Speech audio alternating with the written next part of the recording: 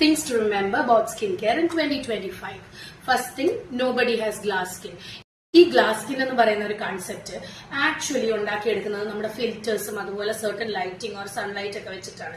Nobody has glass skin. അത് achieve ചെയ്യാൻ വേണ്ടി നോക്കണ്ട. സെക്കൻഡ് തിങ്, നമ്മളൊരു വളരെ ചെറിയ സ്കിൻ കെയർ ഫോളോ ചെയ്യുക. നമുക്ക് ഡെയിലി ഫോളോ ചെയ്യാൻ പറ്റുന്ന രീതിയിലുള്ള സ്കിൻ കെയർ.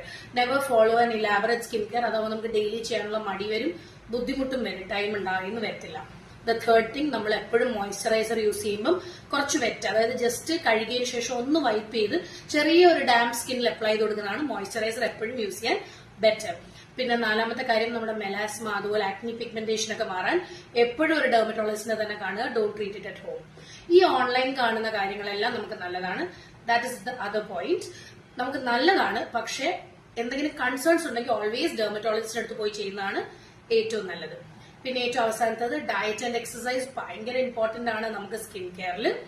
ആൻഡ് നമുക്ക് ആക്നി വരുന്നത് നമ്മളെ ജഡ്ജ് ചെയ്യാൻ പാടില്ല. എത്രയൊക്കെ സ്കിൻ കെയർ ചെയ്താലും നമുക്ക് ജെനറ്റിക്സ്, ഹോർമോൺ പാനലൊക്കെ വെച്ചിട്ട് നമുക്ക് ആക്നി വരാനായിട്ടുള്ള ചാൻസസ് ഉണ്ട്. So just know how to treat your acne. എത്രയും പെട്ടെന്ന് നമ്മുടെ മുഖത്ത് നിന്ന് ആ ആക്നി റിമൂവ് ചെയ്യുക എന്നുള്ളതാണ് ചെയ്യാൻ പറ്റുന്നത്. Watch my other videos for similar contents. By.